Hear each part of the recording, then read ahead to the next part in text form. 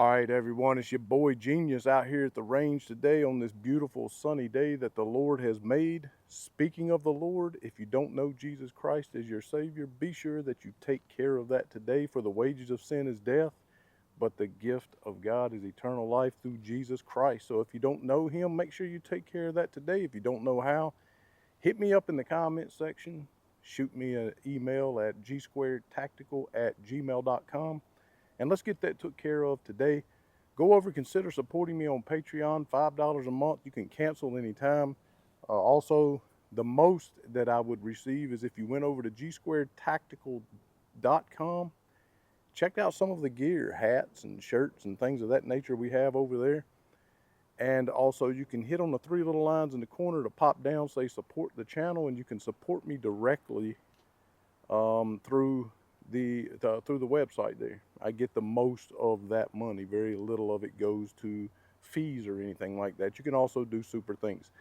Either way, it helps. All of it would go back into buying ammunition and potentially helping to go towards buying firearms for review for you guys. Either way, why do I have this back out at the range today? Why do I even still have it? It was on my worst list of 2024.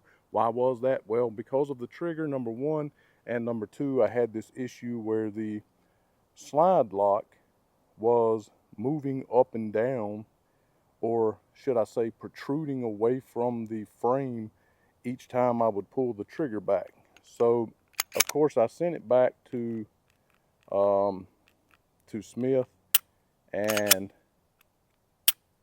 they took care of the problem. I don't see any problems. It's not doing it now. I don't know what they did. They did not include any notes in the packaging, so I don't know what they did to fix it, but they fixed it nonetheless. It wasn't a huge deal because I'm not a lefty, so I didn't inadvertently lock the slide back or anything like that. It's just something I pointed out as a matter of fact, right? And said, well, Gene, you're not a trigger snob. You say that all the time. You're not a trigger snob, so why do you let the trigger bother you? It's a great trigger. You know how many people I've had tell me, oh, it's the best trigger on any gun? That's not true. That is just not true. So here we go. The reason I don't like the trigger. So I don't like center blade safety triggers generally. Generally, I don't like them, okay? I'd rather have a flat face trigger with a small curvature at the bottom that breaks at 90 degrees and has a defined wall, but a defined wall doesn't matter to me. Whether or not it breaks at 90 degrees does not necessarily matter. If it has a rolling break, I don't really care about that as long as it's predictable. And the reset, I don't really care how short it is, but I am a little bit of a snob about being able to feel it. Now, I'm going to address some things that I know some people are going to say, but let's just do the trigger for a second. So I don't know if you'll be able to see that. Get out of the way, maybe. I don't know. But it's got a little bit of a take up, a little bit of grit, decent amount of grit actually. It hits a wall, and it has a very much so rolling break, okay? Not a problem, don't care. I'm gonna put it over here towards the lapel mic for the reset, just so you can kind of get an idea. Okay, so it reset right there. It does have a little bit of a noise, but there's no pushback on your finger. There's no, loud audible sound. And if you'll notice during one of the shooting compilation I was doing before this video, prior to this video, I just done that. There was one time when I thought something had happened. Maybe I had a hard primer or something, even though I was using the Igman 124 grain, which I use a ton of, good stuff and really, really good price. And I've never had problems with it. So I pulled it back and realized that there was still a full round in there. It wasn't just a spent casing. I put it back, pulled the trigger, and it went bang. Well, I can tell you exactly what happened. I was thinking that it had reset, because the reset is relatively short, actually. You just can't feel it. You can't feel it and you can't hear it. Now, I know that there's those in the comment section that have said, well, what difference does that make? In a gunfight, is that going to matter? You know, you're just going to pull the trigger. You're just going to pull the trigger. Well, that's true for take up. That's true for trigger poundage. But hear me out here. So everyone says go out and train. Train with what you carry. Okay? All right. You go out, you train. This is the only thing you train with. It's the only gun you have. It's all you're going to have. It's what you bought with every intention of carrying for the next as many years as you can see into the future, right? Fine, great. Go out, train with that one. The trigger will be great for you. Not an issue at all, right? I'm sure it will be. I want to like this gun, okay? It feels great in the hand. It is really accurate, really flat shooting, and it carries really well. But hear me out on the trigger thing. So these are just the guns that I happen to have with me at the range in my 511 bag because I was recently doing some reviews. You probably already saw some of them go up, so you know that's true. I just haven't taken them out of the bag and took them in the house and cleaned them yet, okay? So this is Mechanic MC9 LS. Yes, I know people get sick and tired of hearing, can it, got a great trigger. They make memes about it. Okay, fine. I've never really harped on a trigger with a Canic like that because, again, not a trigger snob. But forget about the take-up. We're not even going to talk about that. Forget about the poundage. Forget about grittiness. There is none, but if there were, don't worry about any of that. Get over it, right? But listen to this. So not only is it super short, which we all know a Canic trigger is nice, but I mean, it's almost like it resets itself, right? And it's very audible and it's very tactile in that it pushes back on your finger almost as though it resets itself. Okay, so why do you bring that up, Gene? Well, let's just go over to the Echelon. So I have the Springfield Echelon 4.0C with me today. Gun is clear, pull the trigger, don't worry about that. Let's get on the reset. Reset's not quite as loud as far as, tactile, as far as audible, but definitely has a nice shove back on your finger. You know it resets, what I'm trying to say. So you know it reset. Not as audible, but you definitely know it reset. Okay, there's the Echelon. So let's pick up let's get a hammer fired. So I have the CZ P09C Nocturne. We'll get a little hammer fired here. Again, forget about where it breaks, rolling, all of that stuff. Let's just focus on the reset here. So pull the trigger. That is a wonderful reset, right? It is super audible, and again, just that forceful, very pronounced reset back on your finger. So there it is. So you got three of them, two of them that are very, very audible, and one of them that is not as audible, but you can definitely feel it pushing back on your finger. So I have the FN Reflex XL here, been reviewing it recently. So let's do it. She's clear. Not going to worry about take up or none of that, just the reset. So the reset on this reminds me much of the Echelon, okay? Definitely pushes back on your finger. Not as forceful as the other two, and it's not as audible, but it's way more audible than is the M&P, right? And you can feel it. I know that it reset. While I'm shooting it, I can feel it, okay? That matters, right? So let's get the last one here. So the last one I have is the AXG 365 Legion. Gun is clear. Pull the trigger. Don't worry about any of the other stuff. It's going to catch as the SIGs do. Man, that is a great reset as well, right? So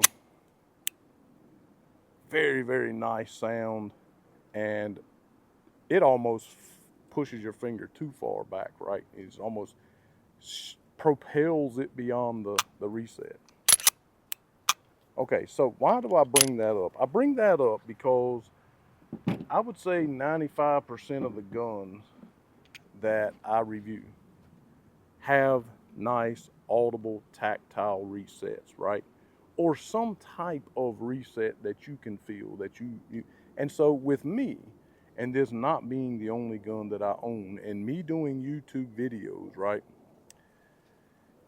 I'm going to shoot all of these guns. I'm going to shoot the 90% that have the great reset, very tactile, pushes back on your finger, very audible, right? I'm going to be shooting those guns. So if you train with what you're going to carry, but yet I shoot all of these guns that have this very tactile reset, very audible reset. Well, then am I going to have to wrap up every single range visit by training for 35 or 40 minutes to get reused to the trigger on this one? I don't think that's even feasible, right?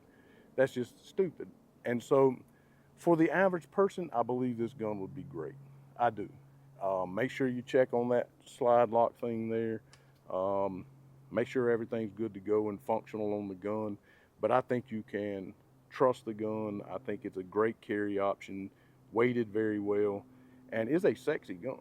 It's a very sexy. I mean, I said that in the video. It's a very sexy gun, right? I wanted to like this gun. I really, really did. Okay. But if I'm training with a particular gun, so another one that I've been carrying a lot, just so people can't say that, oh, this dude's full of crap. He doesn't carry what he says he's going to carry when he says he's carrying it when he's doing the review. Not true. I have the Kimber R7 Mako Carbon Compact. I've been carrying it almost exclusively since I've done the review. And we'll get this thing unloaded and checked out here. Make sure she's clear. She is clear. That is that you got to get used to that brake, okay? But we're not talking about the brake or the grit, just the reset. The reset is long on this one. As I said in the review, it is long. But good grief. Very audible, very forceful back on your finger. Again, 90% of the guns that I review have that type of reset.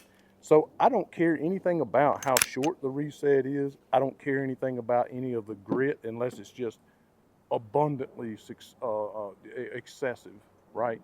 I don't care anything about any of that. Rolling brakes, walls, all of this crap. You know, it was funny in the comment section, someone was talking about not being able to get over a gun not having a defined wall. But I know that that same commenter, that same viewer, had made some comments about the Smith & Wesson reviews I've done, and if any trigger that I've shot in the last 6 months has a rolling brake and no defined wall, it would absolutely be this one, and the Carry Comp Shield, and the Shield Plus. They all have rolling brakes. There really is no defined wall, as if that matters. We're talking about carry or duty triggers here. We're not talking about competition triggers, okay? Either way, so I'm out here and I'm shooting all these guns and I'm reviewing them. They have very tactile resets. They have very, very, again, forceful resets and audible resets so I can hear it. And if I'm training for that and I'm training around that and I can hear that and I can feel that and I know pull the trigger, pull the trigger, pull the trigger, I can't feel it on this gun, right? That's your reset. Not sure if you heard it or not. I did because I'm standing right here. I don't know how loud this mic will pick it up, but again, the reason I'm letting it out so slow is because it doesn't push your finger back. You don't know. You just hear an ever so slight click. It's almost like it's not real. It's like a false reset almost, like I was experiencing on the G2, the GX2, but it actually was a reset. It just had two of them, right? Maybe that's why it's called the the G2X or GX2 or whatever. Just a joke. Anyway, so here's the deal. Sexy gun, very flat shooting, very accurate. I have the SES from Hollison up here, specifically made for it, and very carryable. So why would I not utilize it, right? So here's what I want to know. Now, I have changed the trigger in an M&P before. And if I remember, it's been some time back. I believe it was an Apex trigger, but it's been a while back. And it was not an easy thing to do. It wasn't like changing the trigger in a Glock, that's for sure, right? It was just not an easy thing to do. So, this gun has been actively for sale since I've done the review. I have not gotten any takers. I don't know if maybe it's because of, the things I said about it. I don't really know, right? But it has been for sale and it still is for sale. But until such time, give me some suggestions on the best trigger to get for this gun. This is, again, the M&P 2.0, M&P 9 2.0, and the Performance Center, so it's comped, and it has the sexy cuts in the slide and everything. So give me a good trigger. I'm sure it's probably going to be Apex, but I don't even know if Apex makes a trigger for this gun. But I'm reaching out to my viewers. If you know a good trigger, if you've put one in, do you think it's something that, I mean, I have some, again, I've changed some triggers in some weapons before, quite a few times actually. I know enough to be dangerous. Could I do it? Yes, but do I want to do it? I don't know. You tell me how difficult of a job it was, and if it's something you think I can do, or something that I should have a gunsmith to do, and send me the links to the triggers that you've used. And if it hasn't sold in that amount of time, then I'm gonna find me a trigger for this gun, and maybe I'll learn at that point to really, really love the gun, because I like everything else about it, especially now that they got the whatever was going on with the slide lock. I don't know. I don't know if they was angry about the review I put up, and so they decided not to put a gunsmith notes in the box. I'm not really sure what happened, but they didn't tell me what they did to fix it, but it is fixed. Okay. Thanks for watching. I hope you enjoyed it. I hope it was informative. Be sure to subscribe. Again, go to the different platforms and consider supporting me monetarily so I can continue to buy this ammunition. As always, hit the thumbs up. Be sure to subscribe. Tell everyone where they can find the best, most honest blue-collar gun reviews on YouTube. And as always, to God only be the glory.